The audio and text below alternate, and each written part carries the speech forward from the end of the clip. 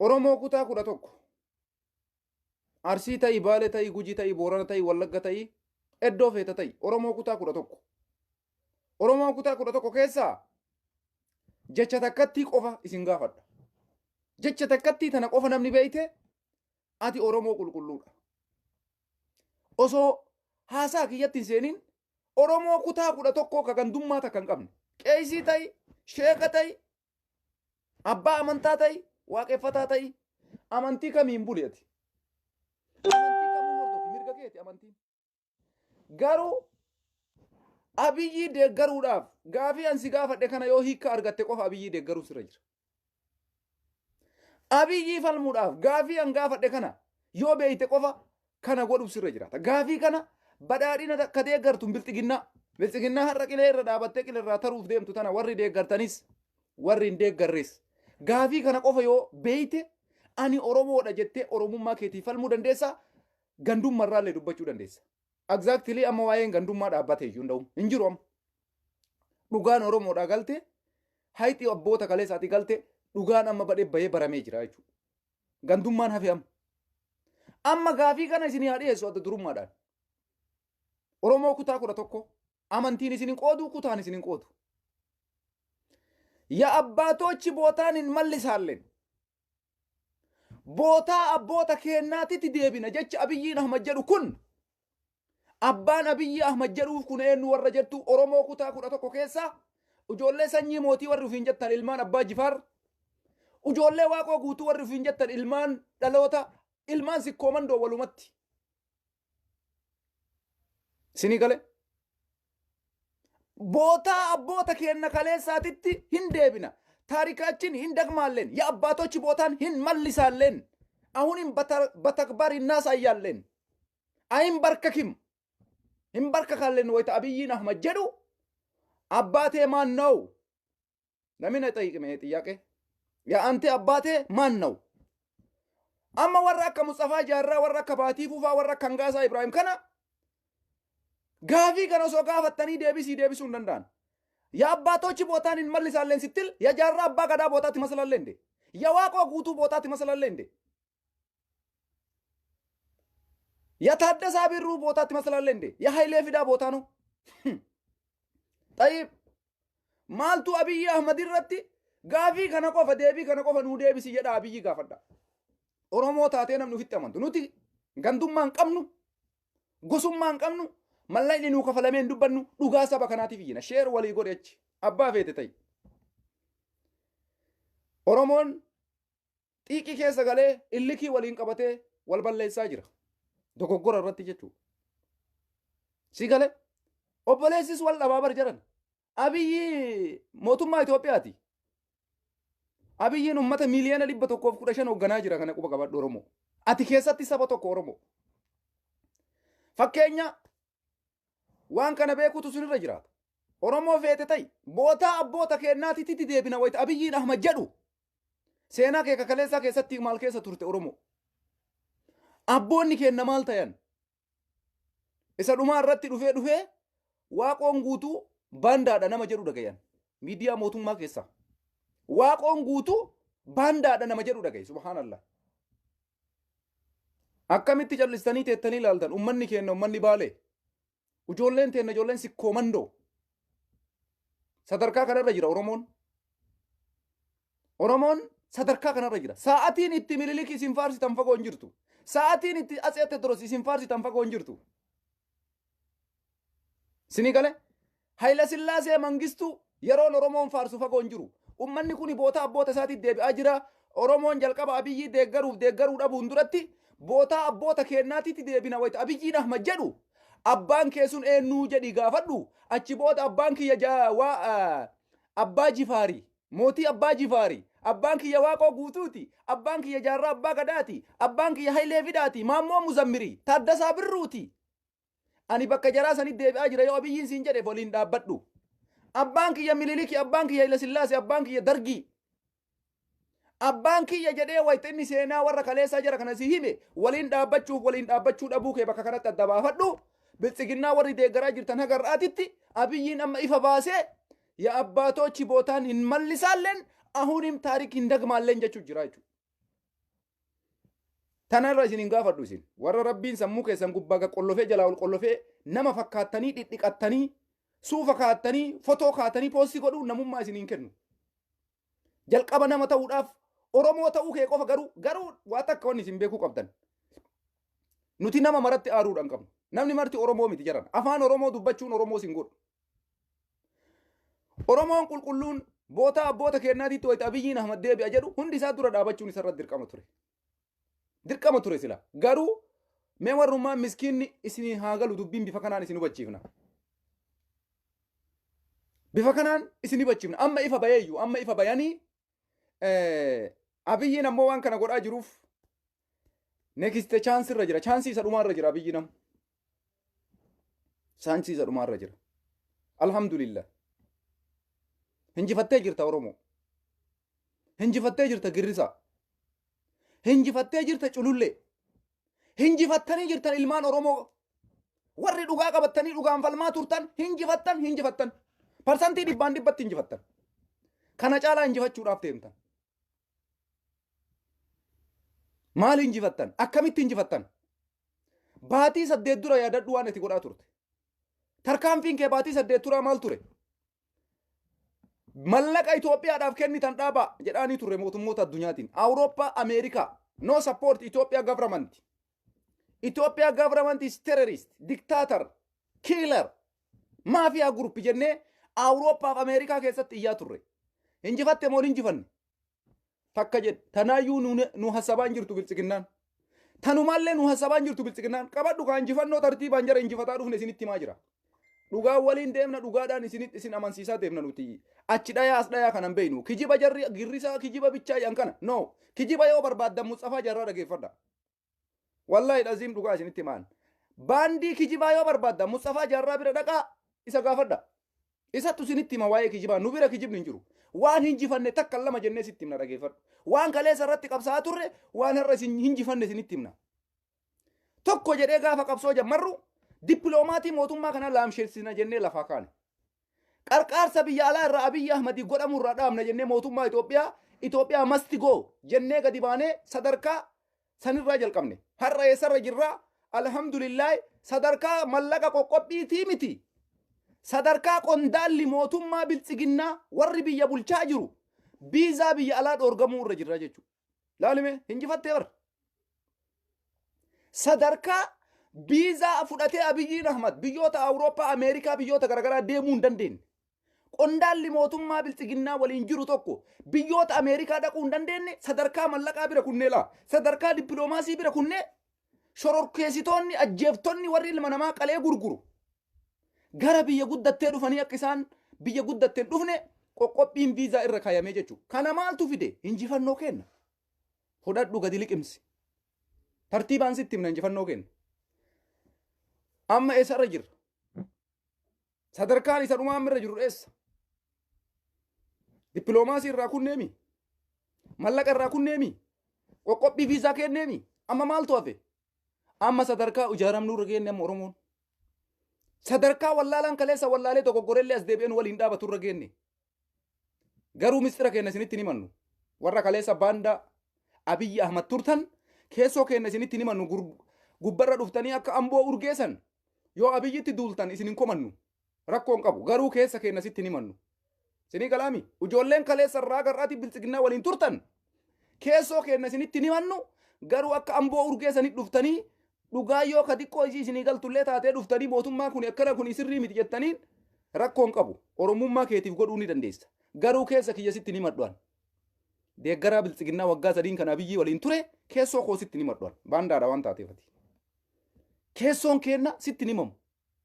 Kana Oromoon marti ammoo biltsiginnaa jara as garagalaa maaliin jeina hin gowwoomina.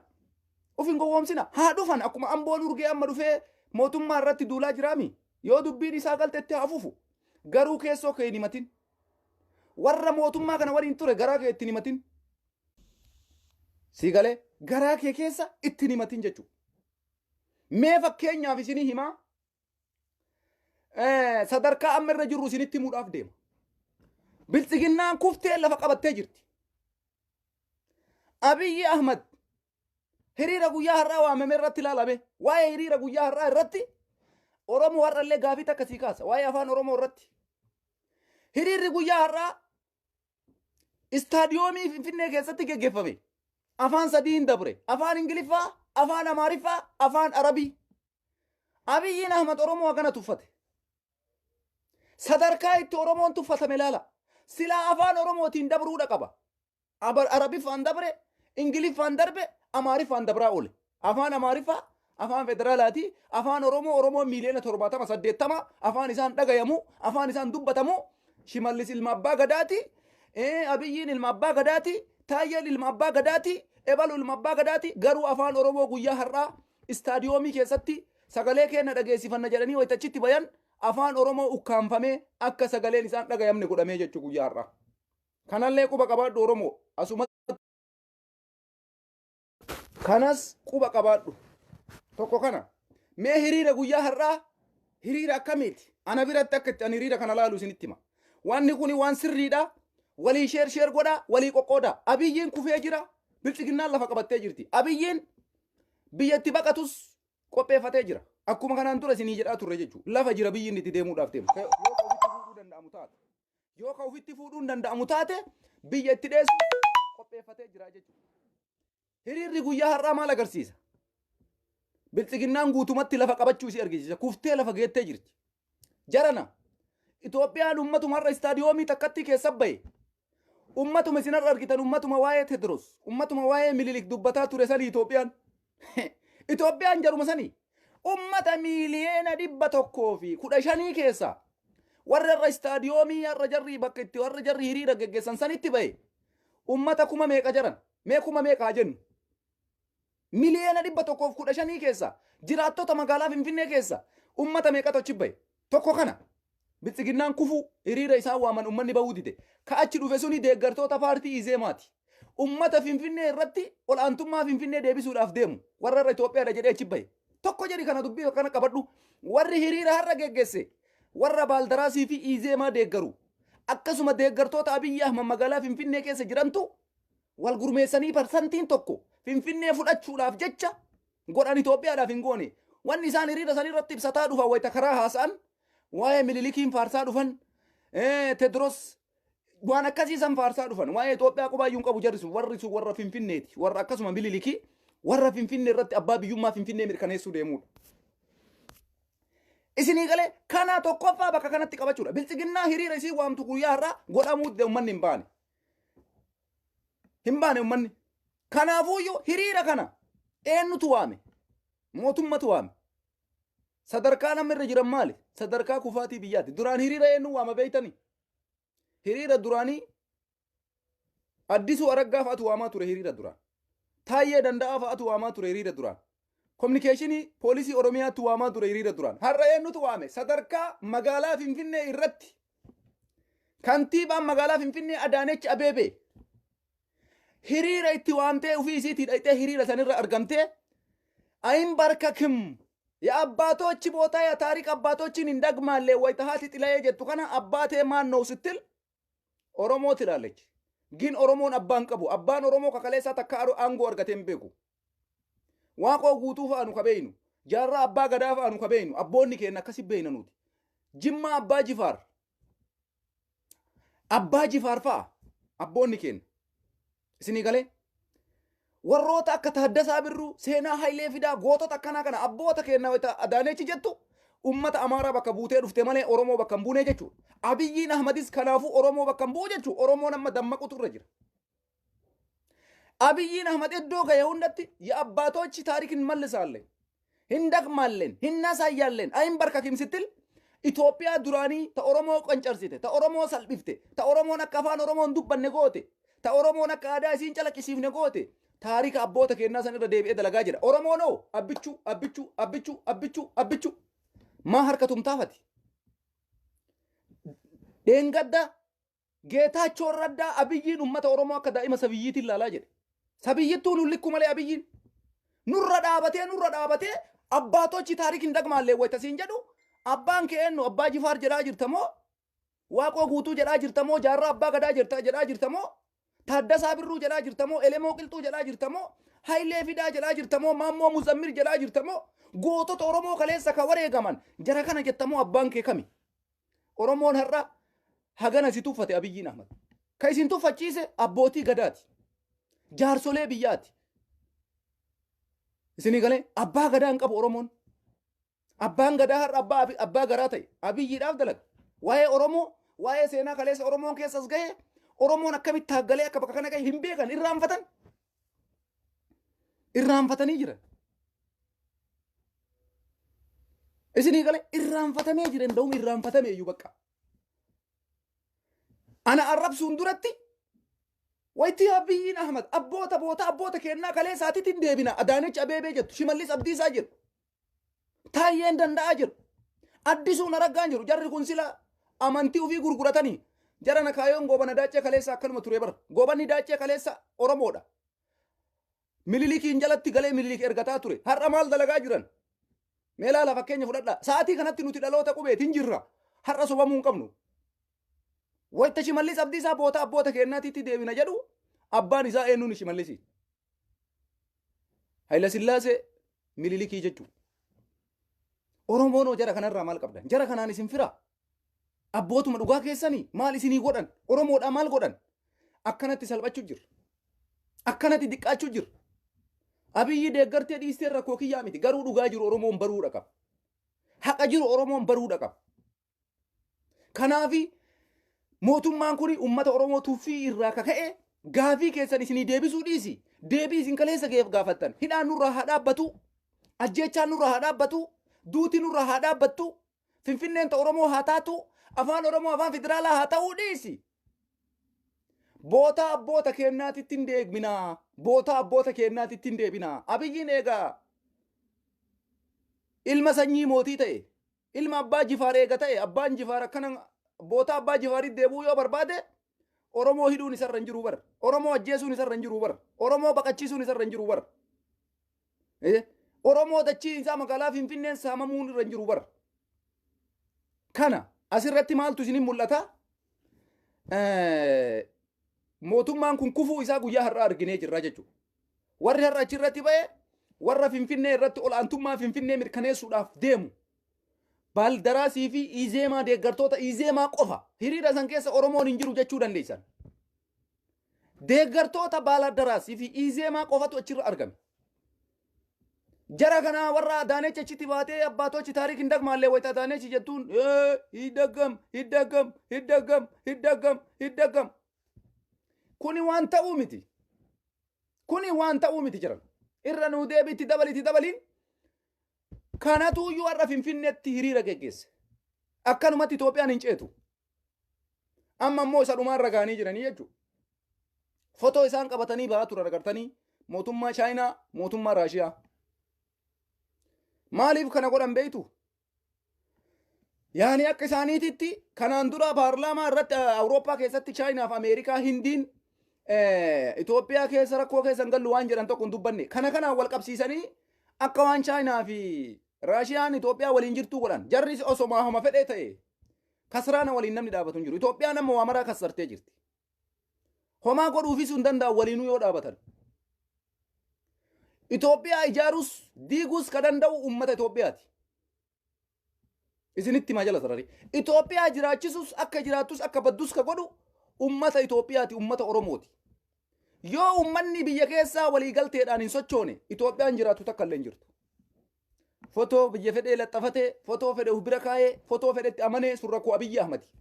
Garuu yoo biyyi keessatti tokkummaan hin jiraanne, yoo iddoo maratti nasbeen namaa baate, yoo iddoo maratti saamame, yoo iddoo maratti namni wareegame Itoophiyaan jiraatu takka illee hin jirtu. Hin baddi jechuudha. Kanaafi Chaayinaan, Raashiyaan yoo guddatte meeshaa waraanaas gurguruudha malee ufii takka waan takka siin gootu. Wama takka. Eegarte biyya san jiraachisuu fi jiraachisuu dhabuu ka danda'u uummatuma kenna. Akkuma kaleessa wanni hin jedhe jechuudha. Geetaachoon jedhe. Nuti Tigira Awurooppaa fi Ameerikaa irraa abdiin qabnu bilisas kabaasu qeerroodha. Uummata Tigraayii. Jedhee miti dhugaadha. Oromoon waa takka isinitti himaa isa dhumaa irratti har'a jechuudha. Anamma waa takka na dhaga'a. Wata kana dhaga. Gaazexaasa BBC jechu. Kabirri $1 Ameerikaa 3,400 ji'atti kafalamuuf. $1 isaa ofirraa gad kaa'ee duguggaa uummata isaa ajjeechaa dubartii isaa gudeeddaa dubartii isaanii irratti dalagamu laalee qawwee qabatee bosona seene. Nuti ammoo as seennee uummata keenya kabirrii takka nyaanne ka $1 takka hin kafalamneef ka shilingiin hin kafalamneef gadi bahii saba keetii qabsaayi wayta nu jennuun Arsii kai, Baalee kai, Jimma kai, Guji kai, Boorana kai, Shawaa kai, Salaalee kai wayta nu jennuun callisanii taa'aa jiran. Bilisummaan akkatti hin dhufti jiran. Bilisummaan akkanatti hin dhufti. Moo ammallee juntaa wayyaanee jala buluuf qopheessaa jirtan. Abiyyiin Ahmad deemaa jira. Tayyib. Abiyyiin Ahmad deemaa jira. Abiyyiin tola osoo hin taane giddiin deema. Abiyyiin aangoo gadhiisuuf deema. Ammallee juntaa jala buluu yookaan waraana Tigraay, ummata Tigraay jalatti buluudhaaf taa'utti jirtanii Oromoo. Gaafii kana naa deebisaa uummanni Oromoo. Ani har'aas taa'ee waaqoo guutuutiin dhaadadha. Ani ilma waaqoo guutuutiif hin jedha. As taa'ee diratiitu madhee harakaatii godhee dhaadadha. Ilma waaqoo guutuuti jedha. As taa'ee dhaadadha bar. Tokkollee dhufee Harargee irraa dhufee ana ilma jaarraa abbaa gadaati jedhee dhaadata. Jaarraa abbaa gadaatiin dhaadata.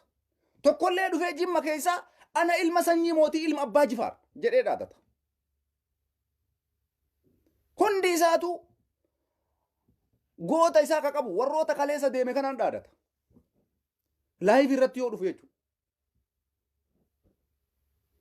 Tokkollee dhufee ijoollee teen ilmaan sikkoo mandoo ijoollee Arsii keessaa ana ilma Leenjisoo Diigaa siin jedha dhufe. Tayyib Leenjisoon Diigaa hin jiru baramu. Leenjisoon Diigaa sa'aatii kanatti hin jiru. Jaarraan abbaa gadaa sa'aatii kanatti hin jiru. Waaqoon guutuu hin jiru. Abbaan Jifaar hin jiru. Tayyib an calliseetuma an ilma abbaa Jifaar ilma waaqoo guutuuti ilma Leenjisoo Diigaati ilma jaarraa abbaa gadaati ilma ebaluuti. Taa'eetuma kanuma faarsaa bara taa'eetuma kanuma haasaa.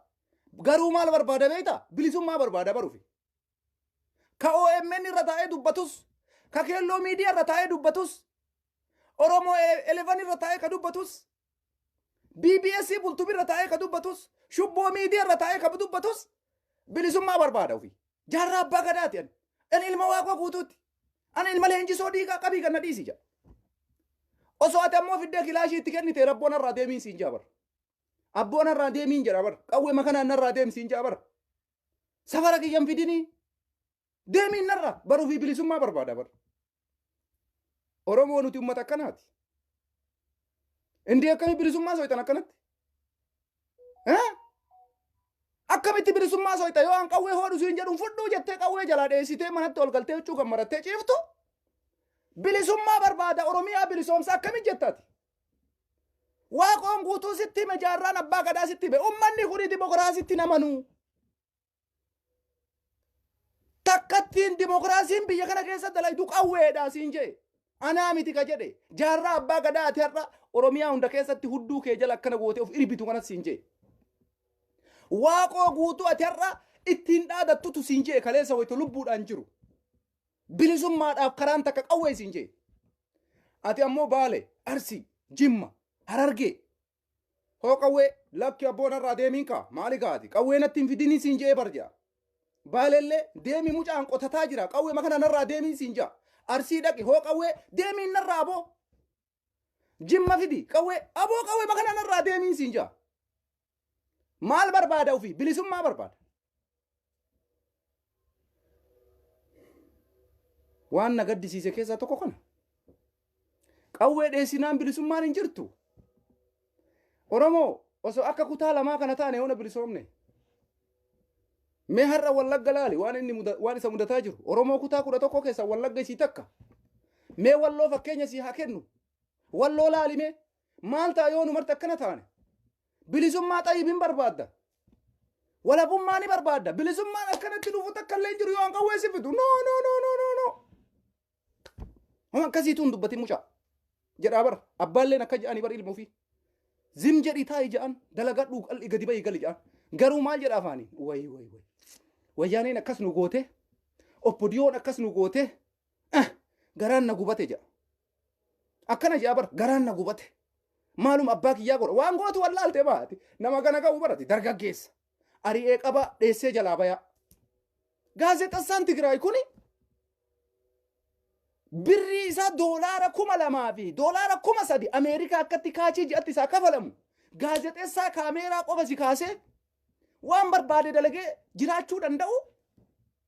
Dubartii teennata gudeedamtu ijoollee teennata ajjeefamtu taa'ee hin laalu hin wareegama bosona seenee jee qawwee qabatee bosona jira. Oromoonoo mana keessa galuun qabu. Ilaalaalimee dubbii mana keessa galuun qabu Oromoon har'a. Mana citaa keessa gala. Magaalatti kiraa manaa waan kafalatuun qabu.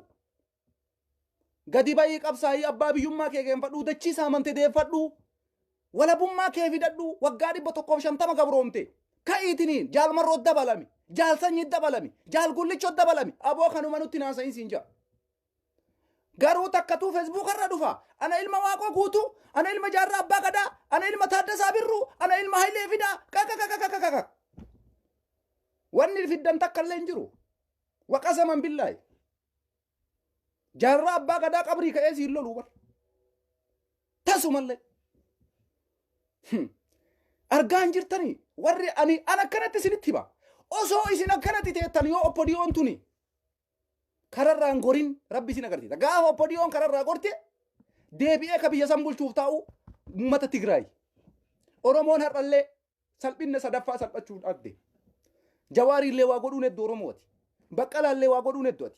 Maraaraa fi somaan gootu. Daa'udii fi somaan gootu. Xayyib. Daa'ud ibsaa. Akka gaafa guyyaa 3 ji'a kana keessa fuudhamee achi buutee isaa fuudhee mootummaan kun awwaale. Hin nyaataa hin dhugaa isaa namni hin beeku. Oromoo ati bar sadarkaa kanarra jirta. Sadarkaa hayyuun umrii isaa guutuu sii qabsaa'e. Fuudhanii si biraa deemaniini nyaataa dhugaa jiraa isaa quban qabne. Harka kee akkana marattee teettee jaarraa abbaa gadaatiin ani goota ofiin jettu. Waaqoo guutuutiin dhaadattu. Abbaa jifaariin dhaadattu. Leenjisoo diigaatiin dhaadattu. Leenjisoon diigaa akka keengoone bar. Mililikii yeroo 7 injifate. Eeboo isaa itti gaffuree bakka qawwee hin qabnetti. Dhukkee irraa kaasee. Kophee gachisiisee. Luka qullaa hudduu keessa garafee. Dhugaa siif hima. Jaarraan abbaa gadaatis. Waaqoon guutuutis akka kee Facebook irraa zarraaf. Abiyyi maa komattan? Abiyyi nama takkaan godhu. Abiyyi nama takka. Gaafa isaa dhumatti akkuma mangistuu ol ka'ee deema. Gaafa san dhuftee wayyaaneen hudduu kee keessa ansi xalaxalti jechuudha. Waan har'a abiyyiin dalage, waan har'a addisuun dalage ittiin salphachuudhaaf teetta. Oromoon har'a oppodiyoo abdattanii teettanii rabbii keessanii jedha. Ani na ajaa'ibdanii bara ummata bilisummaadhaaf iyyuu nuti wanni nu beekamnuun lafa jira bara. Oromoon tokko walirratti qabsaa'uu hin beekna. Sirban dandeenya weellisuu. Hayyuullee ni qabna. Akkasuma nama Oromoo wareegamus 1000 qabna. Wajjin wareegamnu garuu. Nama Oromoodhaa of kennee wareegamu 1000 qaba Oromoon waliin wareegamu. Ila waan nu taane ilaalimee tokko walirratti duuluudha. Ufii kennaa wal cabsina tokko kana. Lammaffaa hayyuus inuma qabda. Nama Oromoodhaa of kennee seenaa kaleessa dalagame uf duuban deebi'u eega uummanni fudhamanee natti kenna jedhee of wareegulleen qabda. Hacaaluu fudhadhu fakkeenyaaf. Warra mana hidhaa jiru kana waan mudatu hedduu beeytanii. Baqqalaa Garbaa, Jawaar Muhammad dabalatee Hamzaa Booranaa, Koloneel Gammachuu Ayyaanaa, Jaal Abdii Raggaasaa, Jaal Daawud Ibsaa, Profeesar Mararaa waan jara kanatti as deemaa jiru quba qabdaa Oromoo. Mee seenaa kaleessaan haasofnu. Har'a warri biyya bulchaa jiru, warra abboota isaatiif deebi'aa jiru. Warri Jawaar hidhe, warra boota abboota isaatiif deebi'aa jiru. Warri Baqqalaa hidhe, warra Waaqoo guutuu bakka hin buune, warra boota abboota isaa kaleessaatiif deebi'aa jiru. Ati Xayyib Jawaar hidhaa jira, Hacaaluun du'e, Baqqalaan hidhaa jira. Boota abbootaatitti deebinaa jedhee nama galgalaa kan nama miidiyaadhaan sii gabaasu kana. Ya abbaatochi taariik hin dagamaalleen nama siin jedhu. Jarri kun warra kaleessa Waaqoo guutuu jaarraa abbaa gadaafaa waliin wal qabaa turaniidha. Abboonni amma abiyyiin jedhu kuni. Abiyyiidhaan nuti ammoo ilma abbaa jifaar jedhee tokko abiyyiidhaaf natti duula. Tokko abiyyiidhaaf na arrabsa. Waan hin galleef ka. Waan abiyyiin deemaafi jiru quban qaban. Anamma wanni waan kana mara haasa'eef maali? Oromoon bilisummaa ijaalleen hin agartan akkanatti. Bilisummaa arguu miti ijumaan hin agartan hin fuunfattaniyyuu. Akka amma deemtu kanatti jechuudha. Tokko bilisummaa dhugaa yoo barbaadde yoo anarraa barachuu dadhabde waan ummanni Tigraay itti jiru laali baradhu. Ummanni Tigraay kuni waggaa 27 waggaa 17 mangistuun xayyaaraan akkana itti gannaqaa ture. Abiyyiin Ahmadarra akkas godhaa jira. Jarri kun ammoo deebi'anii dhufuun isaanii waan hin oolle. Ati waan tokko kutattee yoo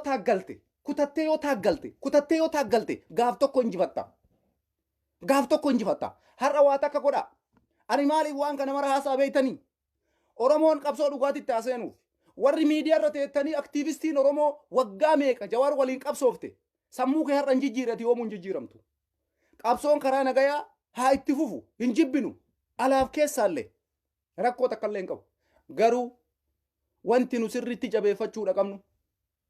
Wanti nuti sirriitti Arsii keessatti, Baale keessatti, Jimma keessatti, Guji keessatti, Boorana keessatti, Salaale keessatti, Harargee keessatti jabaachuudha nu qabnu waraana adda bilisummaa Oromoo laakkayamee ajjeefamee dhumuu kan hin dandeenye qabaachuudha qaba waraanni adda bilisummaa Oromoo. Ajjeefameetuma dhumuu kan dandeenye jechuu bal'aan. Ajjeefameetuma rasaasaallee dhumuu kan dandeenye jiraachuudha qaba.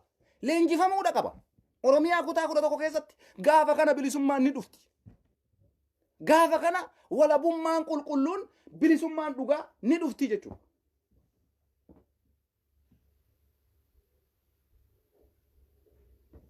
Sinigale bilisummaan dhugaa walabummaan dhugaa ni dhufti jechuudha. Bakka kun hin jirretti cal jetteetuma teettee wallahi sitti magnu'an. Dhageeffadha. Wayyaanee jala buluun keessan hin oolu. Oromoo dachiin narraa fudhamtee namni narraa fudhamee waan nyaadhu dhabee waan dhugu dhabee namni dhufee sii lolu takka hin jiru. Wayyaaneen har'a waraana Shaabiyaatiin lolaa jirtu. Waraana Abiyyi Ahmadiin lolaa jirtu. Hinjifattee yoo dhufte garaa siin laaftu sakandii takka ati dura dhaabannaan dhiiga dhangalaasaa sirra deemti. Dhiiga kee dhangalaasaa. Dhiiga kee dhangalaasaa. Ati cal'isiituma abichuu jedhe harkuma tumiif. Abichuu addunyaan hadha kokkee qabtee kararraa goraa jiru kana. Waraana kee jabeeffadhu. Abiyyi miti boruu nama ta'uudhaaf. Boruu biyya san qabachuudhaaf. Yooma namichi kun karaa gore kabajaa argachuudhaaf nuti har'a waraana adda bilisummaa Oromoo jabeessuu nurra jira. Anarra rakkinni Abiyyi na yaaddeessu. Abiyyiin bar karaa gore bar. Jarana. Abiyyi Ahmad akka waan Itoophiyaa keessaa bahee deemeetti ilaala. Wallahi isinitti himaan kana jala sararee akka waan biyya san gadhiisee deemeetti ilaala. Fallummaan Oromoo maali jedhan? Oromoon maal ta'uudhaaf deema? Uummanni har'a qawweedhaan Abiyyii fi Shaabiyaa dura dhaabatu kun uummanni Tigraay kun abadan. Of duuban deebi'u aga bilisoomutti uummanni kun. Of duuba kana qabadhaa jala sarara. Uummata kutataadha.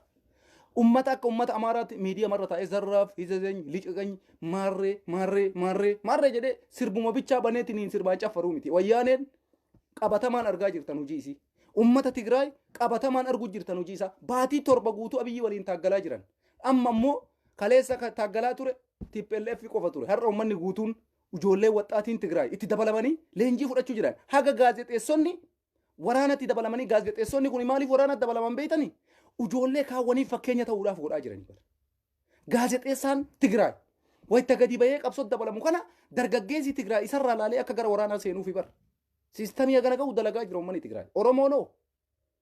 Weellisaan Oromoo silaarra bosona seenee nutti argisiisuudha qaba. Warri biyya jiru jechuudha. Jaalmarroo waliin qabsoo kana finiinsuun nurra jira. Ijoolleen teenne weellistoonni Oromoo jechuudha. Silaa har'a bosona seentee nutti argisiisuudha qabdi malee Finfinnee keessa teettee hidhamuun irra hin jiru ture. Maaltu kana na jechisiisa? Dhaloota jiru kanaaf fakkeenya taata. Jawaar Muhammad maal jedhe? An ijoollee tana luynummaan dhaalchisu wareegameetiniin gootummaa dhaalchisee akka waan handalage kana galmaan geettu lubbuu tiyya isinii kenne jedhee mana hidhaa jiraami. Baqqalaan Garbaa, Hamzaan Booranaa, Shamsaddiin Xahaa. Artistiin Oromoo magaalaa Finfinnee keessa taa'ee amma Falmataa Kabbadaa fa'aa eessa jirti? Mana hidhaa jira. Falmataan Kabbadaa osoo dhaqee waraana adda bilisummaa Oromootiin dabalame. Qabsoo finiinsaa jira. Oromoo hundaaf fakkeenya, artistii Oromootiif fakkeenya, ijoollee teena dargaggeessa biyya keessa jiruuf fakkeenya jechuudha. Gaazexeessaan Tigraay ergaa dabarsaa jira. Gaazexeessonni Tigraay ummata Tigraayii ergaa dabarsaa jiran. Dargaggeessa Tigraayii ergaa dabarsaa jiran. Aniin gaazexeessaa kataa'ee birrii 3,000 4,000 harkaan caqcaq godhee ji'atti fudhadhu wareegama saba kiyyaaf kafalee ummata kiyya du'u taa'ee laaluu ummata kiyya saamame taa'ee ilaaluu koottaa akkanaatitti jechaadhaaf ergaa dargaggeessa isaaniitti dabarsuudhaaf bosona seeneetiin qawwee qabatee akka isin argitan sanitti taaggalaa jira jechuudha. Artistoonni teenna Finfinnee keessa teettanii hidhamuu. Aktiivistoonni teenna Finfinnee keessa teettanii hidhamuu. Maal har'a daayiteeti Eeltiraa deemta si fakkaata. Wallagga afran keessa jirta. Hidhamuun keessirraan oolle. Maa yoo bosona Oromiyaa seentee dhiira waliin qabsoote. Weellistee gurraa tokko si qabanii mana hidhaa si kaa'an. Weellisaa ta'e yoo akka Caaluu Hundeessaati. Bosonaan weellisuu hin dandeessanii bara. Bosona keessa teettanii achi qabsoo finiinsaa weellisuu hin dandeettanii. Sa'aatiin kuni sa'aatii mana taa'anii sirbanii jijjiira fiduu miti. Ummanni biyya keessa jiru keessattuu jechuudha. Dargaggeessi Oromoo biyya keessa jiru. Sa'aatii mana teettanii sirbitanii jijjiiramni dhufuu miti. Sun taree jira. Ani waan har'aatii booyaan jiru. Abiyyiin jarana karaa goree bara. Amma nam tokko Abiyyiin biyya bulchaa ka jedhu jira. No, Abiyyiin amma dhumatteefi jirti. Isa guyyaa karaa goru qofa eegaa jirra malee Abiyyiin waa maraanuu deemee jira. Sini gala waa takka isinitti maan. Seera addunyaa kana keessatti mootummaan tokko yoo aangoo qabatu carratu isaa kennama. Abiyyiin Ahmad amma carraa isa dhumaa mokkoraa jira beeka. Amma maal fayyadame walgayii dheengaddaa irratti waan inni fayyadame agartanii Ameerikaan maal gaafatte Abiyyi marii godhi filannoon kun hin ta'u filannoon Abiyyiin godhaa jiru maali? Caraqa ammoo maal jedhe filannoo Tigraay Abiyyiin beekamtii dhoorgateemi filannoo TPLF'n goote jarri ammoo parsantii 98 tuqaa wayii mo'annee dhibbatti filatamne filannoo dimokiraasiiti jettee addunyaan dhayxee daawwattee filannoon sun geggeeffame yeroo irratti waan ta'eef dhaqanii daawwatan. Abiyyiin filannoon amma inni geggeessaa jiru maali? Filannoo caraqaadha. Caraqaa biraayyuu taree filannoo uummata Itoophiyaa bira fudhatama hin qabne filannoo Awurooppaa bira fudhatama hin qabne filannoo addunyaa bira fudhatama hin qabne filannoo Ameerikaa bira fudhatama hin qabne filannoon inni geggeessaa jiru caraq isa jedhee dheengadda Tigraayin Abiyyiin foggore san caraq mircaa godhaa jira jechuudha Abiyyiin Ahmad. Filannoon kun isa birattis addunyaa birattis dhageettiin qabu. Abiyyiin mootummaa Itoophiyaa hin jedhamu jechuudha. Tokko kana. Kanumaafuyyuu inni amma nam tokko wayita biyya bulchu carraatu isaa kennama. Har'a paarlaamaan Itoophiyaa manni maree bakka bu'oota biyyattii kuni parsantii wayii waan carraa isaa kennan fakkaatan. Maali ka jedhu mee yoo dandeesse mokkori. Isa dhumaa irra jirta mokkori yookaan kararraa gortaa waan jedhu carraa tokko kennameef. Ajjeechaa inni nama ajjeesu. Ka callisee inni nama hidhu. Ka mana murtiitti baasanii nama ukkaamsan. Kana mara arganiitu badhiisaa jiran. Maaliif dhiisan? Mee akkuma qabdetti ofii ilaallaa ja'anii jiran. Ka biraa ammoo isa dhumaa irratti maaltu ta'uudhaaf ta'e? Homatti akka Abiyyiin gara maraayyaalee milkaa'uu fi deemaan jiru. Milkaa'uu fi deemaan jiru. Qondaalli isaa bakka garaa garaatitti bakka akkasiititti amma inni uummata sobuudhaaf waan akkasii goone kuni mata akka isaan fayyadu. Kanaafi mootummaan kuni guyyaa takkatti qofa karaa gora. Oromoon achi booda maal ta'a? Kanan na yaaddeessa. Oromoon maaltu isaa eeggataa jira? Nuti jarana ka yaaddaa jiru Abiyyii fi miti. Oromoon maaltu isa eeggataa jira? Ummanni Tigraay ijaaramaa jira. Waraana isaa leenjifataa jira. Addunyaalleen akka isin argitan kana dippiloomaasiidhaan Abiyyii jiisite. Har'a Abiyyiin maaliif uummata Amaaraa qabatee boota abboota keenyaatti deemna jedhee deema beeytani? Adaanechi Abeebee guyyaa har'aa maaliif boota abboota keenyaa taariik hin dagmaalleen jette beeytani? Uummata Amaaraa kana fixuu kutatan lafarra. Uummanni Amaaraa Abiyyii waliin dheengatta Geetaachoo Raddaa adda durummaadhaan rakkoo uummanni Amaaraa nurratti hojjete hin deebifnaa dhiiga uummata keenyaa irraa baafanna abadan hin dhiifnu jedhee dhibbatti itti dhaadate dheengatta Geetaachoo haasaa isaa keessatti. Uummanni Amaaraa maal godhaa jira? Itti ciccinee Abiyyiin Ahmad nama fedhe nu keessaa ajjeesu. Akkuma inni karaa faallaa jiru kana duuka dhaabannee wayyaanee yoo deebite nu nambistu. Waraanni adda bilisummaa Oromoo Shaabiyaan woboonis yoo biyya qabate nu nambisu nu carraan takkattiin qabnu Abiyyiidha. Waan inni jedhe yaa Rabbi waan Rabbi jedhe jennee issujuunnee fi luka isaa qabannee wayyaaneen maantun akka nuti hin deebine Abiyyiin akkanuma Itoophiyaan baddee dhiistee rakkoo kennaa miti. Namni du'ee dhiisee rakkoo kennaa miti jedhanii Abiyyii waliin dhaabataa jiran. Abiyyiin marii isaa dheengadda geggeessa irratti walgayii ariifachiisaa bilchiginnaa paartiin badhaadhinaa jedhan kun waamee maal himatan beeytanii? Ameerikaan wanni isiin nurra duultuuf galaana diimaa jedhan.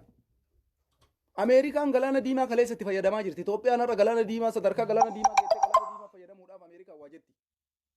Kuni maal agarsiisa? Abiyyiin Ahmad kararraa goraa jira jechuudha. Akkamitti kararraa goraa jira? Ameerikaan carraan isiin isaa kennite tokko mariidha. Lammaffaa ammoo waraanni Shaabiyaa Tigraay keessa haa ba'uudha. nyaanni wanti adda addaa uummata Tigraay karaan akka geeffamneef godhame kun haa banamuudha. Kanarratti waan takka gadi taa'ee mari'anne bilisiginnaa. Ameerikaanoo kana amma illiikii keessa galchaa deemanii jiru. Ameerikaalleen Itoophiyaadhaan xiiqii qabataatuma itti fuftii jechuu amma booda. Waan isaan gaafatanii dhiyeessaniif tokkollee hojiitti ni Itoophiyaan. Inumaayyuu lafaayyuu kaasanii ittuu mari'anne. Faallaa maal jedhan laga Naayil galaana diimaa irratti rakkoo saniif itoo Ameerikaan akkana nuun jedhaa jirti ka jedhu waan akkasiisan waa'ee Ameerikaan gaafate dhiisanii kanaaf Abiyyiin Ahmad osooma fedhellee ta'e yakka addunyaatiin gaafatamuun isaan oolu. Criminal world isa jedhamu san mootummoota addunyaa biratti murteen kun irratti dabruudhaaf deema jechuu Itoophiyaa. Awurooppaa fi Ameerikaan. Kanaafuu Abiyyiin carraa kennee paarlaamaan Itoophiyaa. Manni maree bakka bu'oota Itoophiyaa Abiyyiidhaaf carraa kenne. Mee akkuma feetetti ajjeesi. Akkuma feetetti hidhi. Uma feetellee godhi yoo sii danda'ame uummanni kun si jala bulee yaali jedhaniin uummanni bulaa hin jiru. Oromoonis ka danda'e akkuma isiniin jedhe bosona seenaa jira. Kun ammoo cal'isee ta'aa jira. Mariin eeggadda Ameerikaa irratti waan tokko furmaata fidanii yaada furmaataatti dhufa jedhanii yaadan. Amma wanni ani isinitti himaa jiru jala sararee filannoon Abiyyiin Ahmad